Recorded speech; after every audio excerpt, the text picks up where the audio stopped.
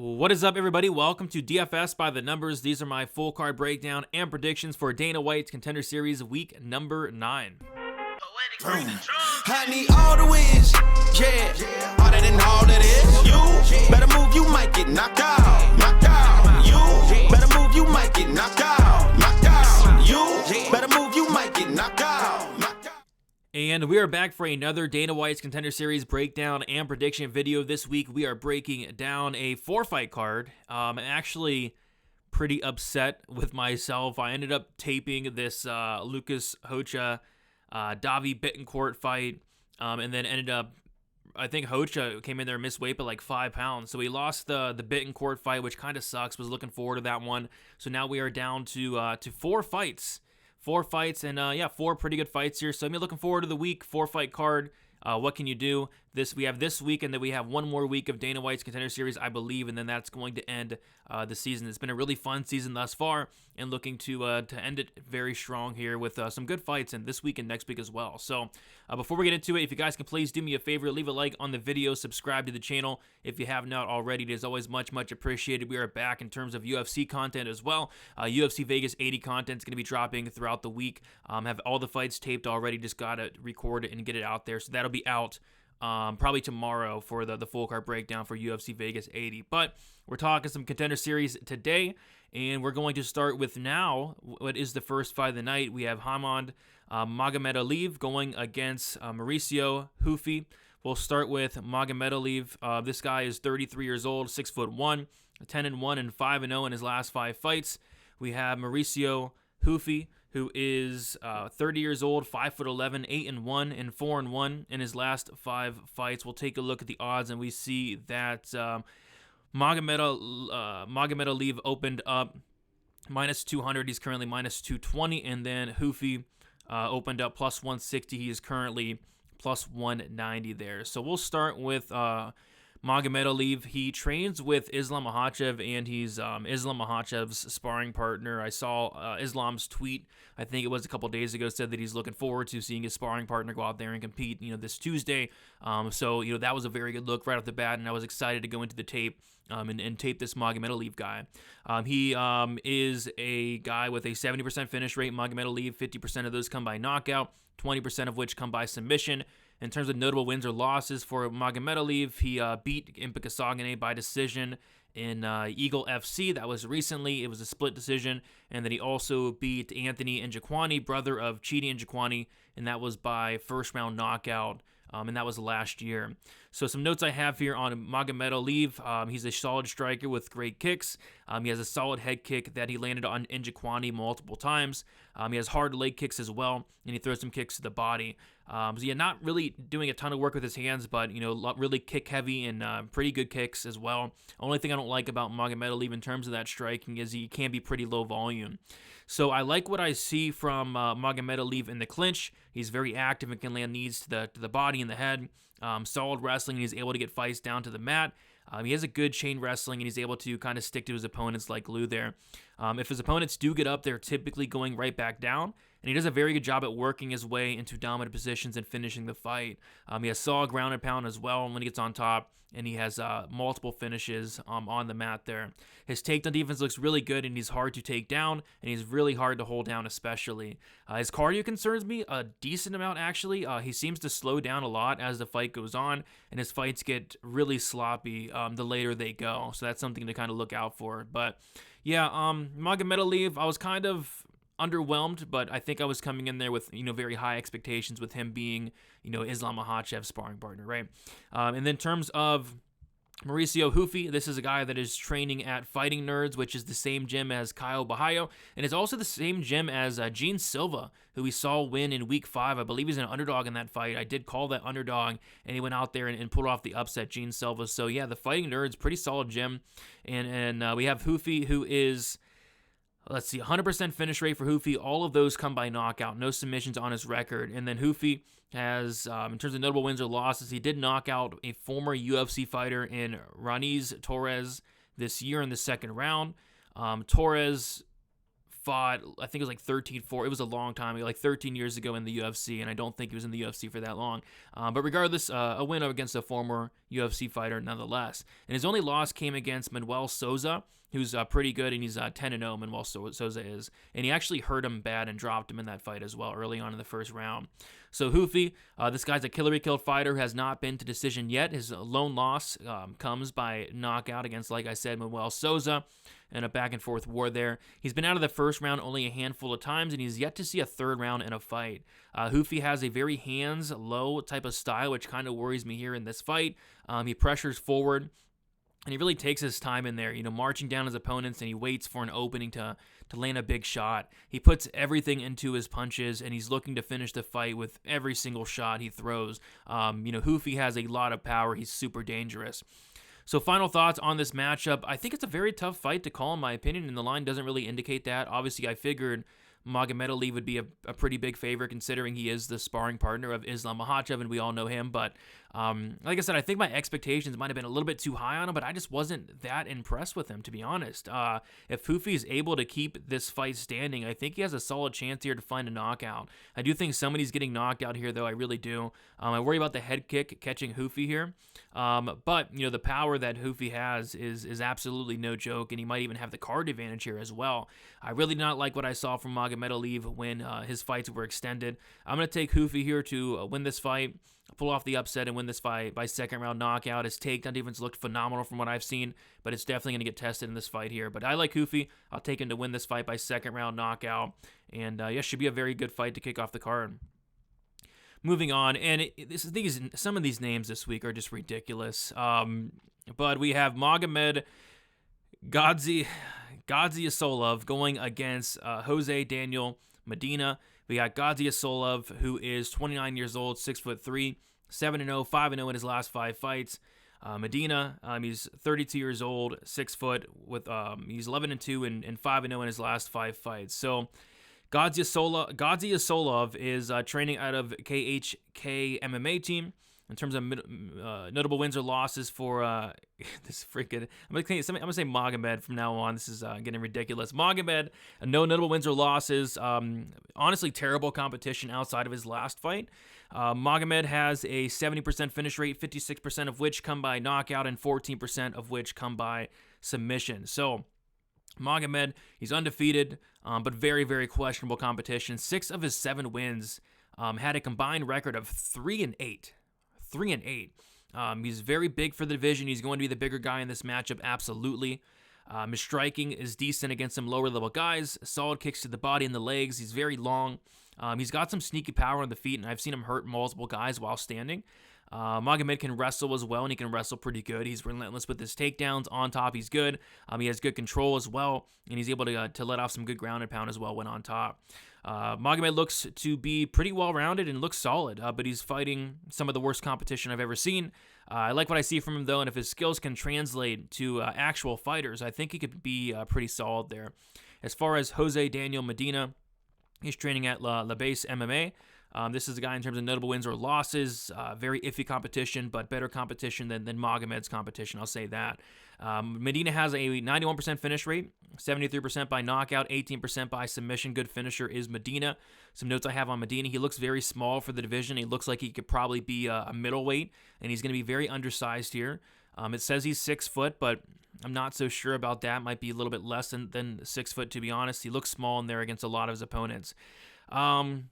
He throws a lot of feints on the feet. He's very, very, very low volume. He doesn't really throw much. He doesn't really do much at all. I'm not a big fan of his striking. Just looks sloppy when he finally decides to let his hands go, if at all. He's looking to get fights down to the mat and looking to finish the fight. He has solid control once he is on top. His cardio doesn't look that great. I'm not really impressed with Medina at all. It looked like he was dying after the second round in his corner. His corner was doing their best to try to cool him off in there. I mean, it's just not the best look. Doesn't really have anything left if a fight gets extended, and it was really hard to watch. A lot of his fights, especially when they get extended, I don't think this guy's UFC ready. So, although I wasn't extremely impressed with either guy, the better fighter here, without a question, is Magomed, and it's not even close. Magomed's well-rounded. He's better everywhere. He's going to be bigger. He's going to have better striking, better wrestling, better grappling, better cardio. I don't think Magomed's great, but I think he's the better fighter in this matchup, and I think he should win this fight. So give me Magomedov to win this fight by second or third round finish. Not really sure what Medina's really doing here, and the odds indicate that. Like I said, I wasn't extremely impressed with Magomed. He's fought nobody, but he's fighting Jose Daniel Medina here. Magomed is minus 900, which is always terrifying in a fight in general, but especially a DWC fight. He opened up minus 550, minus 900 now, and the Medina, he opened up plus 400. He's plus 600 now. I think Magomed goes out there and gets this done within the second or third round there. All right, moving on. We have, I think, the closest line fight on the card now that the first fight of the night got called off. And we have Eduardo Torres going against Victor Hugo Silva. We will start with Eduardo Torres, who's 28 years old, 5'8", 16-1 and 5-0 in his last 5 fights. Victor Hugo Silva, he's 30 years old, 5'8", 23-4 and 5-0 in his last 5 fights. We'll take a look at the odds here before we get into it. Like I said, it's a closely lined fight. We have Victor Hugo Silva opened at minus 170, currently minus 135. And then Torres opened at plus 140, currently plus 105. So we'll start with Torres here. Torres, in terms of notable wins or losses, he did lose to former UFC fighter Nohelin Hernandez back in 2021. I think Hernandez had like 2 or 3 fights in the UFC, didn't do too well, got cut. But yeah, he lost to him back in 2021. Torres had a 56% finish rate. 31% of those come by knockout, and 25% of Torres' wins come by submission. Some notes I have here on Torres, has some very hard leg kicks and kicks to the body. Torres is very long and rangy and has very fast hands. He's an active striker, and he has a lot of tools on the feet. He has some solid power as well. He brings a lot of pressure to the table, and he's not afraid to go to war on the feet. His reach seems to give a lot of guys problems. He doesn't do too well getting pressured or against the cage especially. I like that he fights hard for the full 15 minutes, and he's super tough, and he can absolutely take one to give one, though.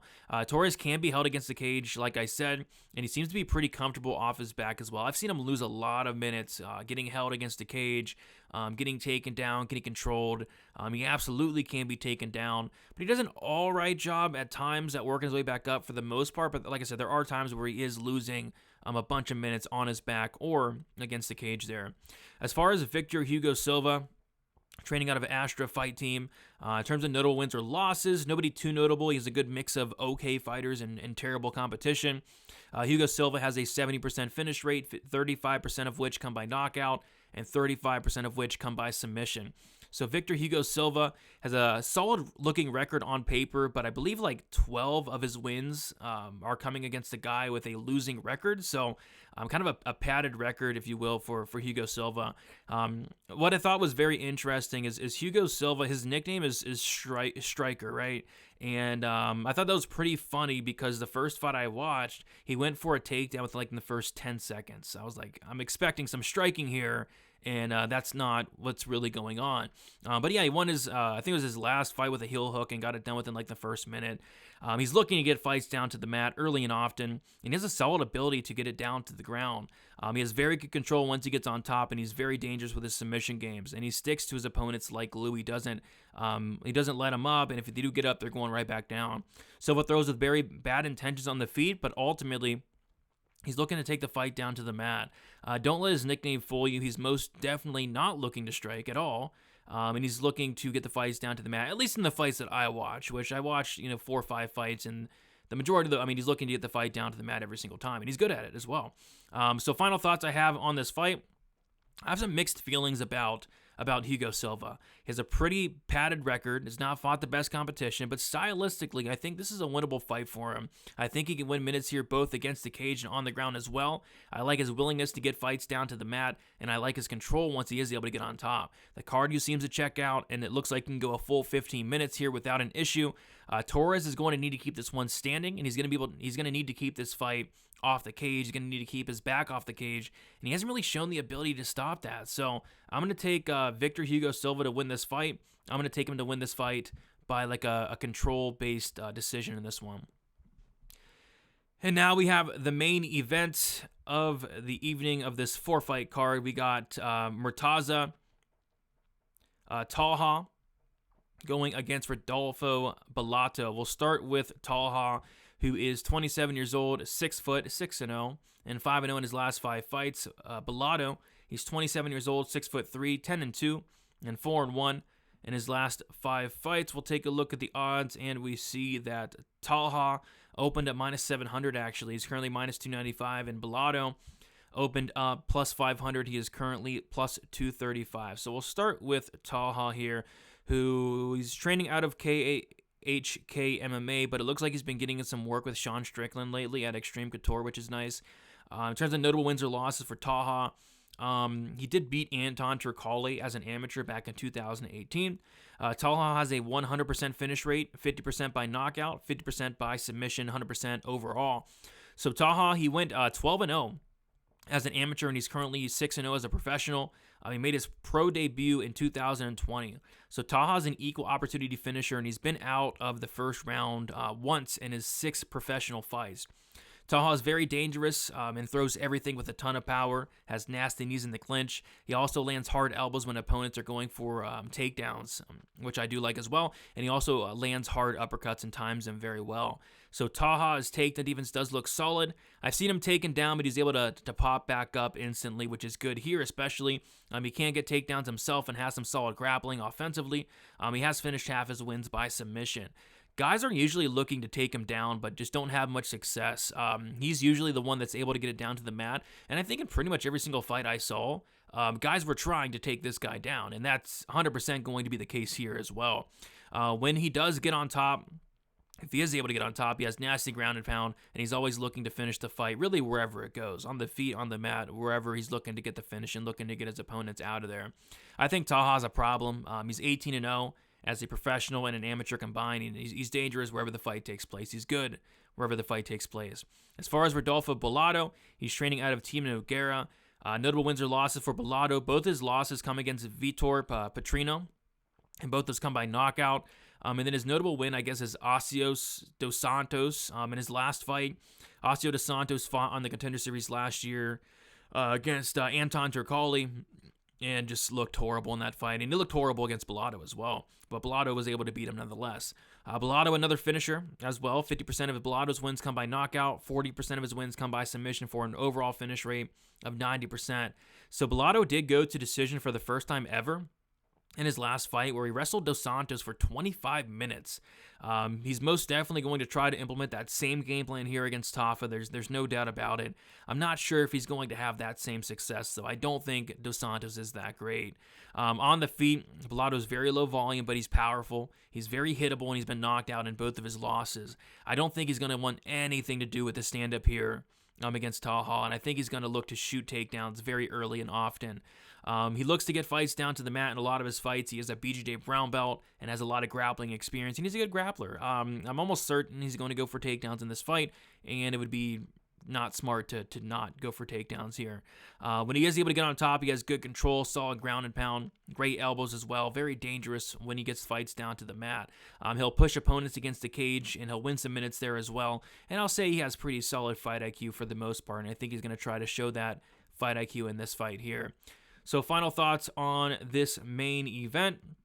Good main event here. It's pretty much a striker versus grappler matchup. I don't think Bolato is going to want to stand with Taha at all, and I expect for him to try to stick to Taha the entire time and not keep this fight at range. If it's at range, it's he's getting knocked out. I like the overall experience of Taha, and I like the fact that he's very dangerous wherever the fight goes. Like wherever the fight goes, he's not going to be completely screwed.